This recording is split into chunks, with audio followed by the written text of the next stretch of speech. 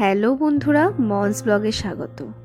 আজকে বেরিয়ে পড়েছি শহর থেকে অনেক দূরে, কোলাহল ভরা জীবন থেকে একটু নির্জনতার খোঁজ নিতে।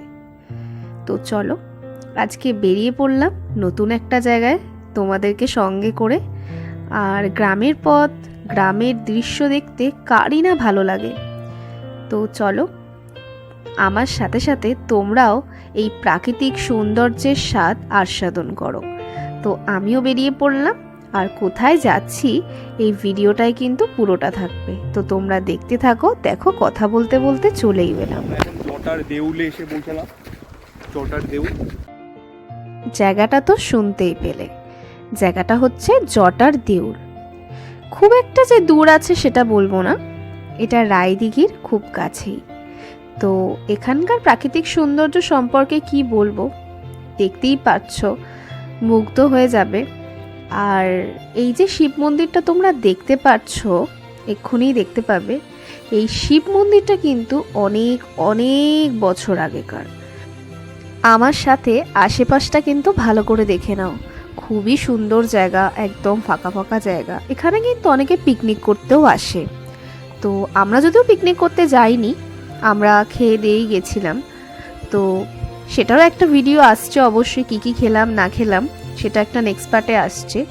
তো চলো এবারে যাওয়া যাক উপরে, এবং আমরা ঠাকুরের দর্শনটা করি আগে।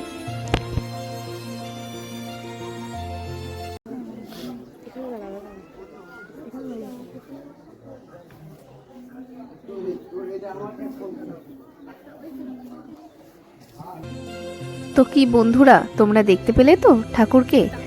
অবশ্যই নমস্কার করে নিও, খুবই জাগ্রত বলে শোনা যায়।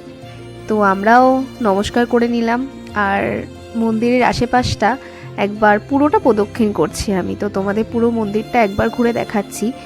পাশে আশেপাশে সবই ধান ক্ষেত, খালি জমি, কিন্তু কোথাও জানো তো খুবই ভালো লাগছিল, একটা সুন্দর হাওয়া, ঠান্ডা হাওয়া।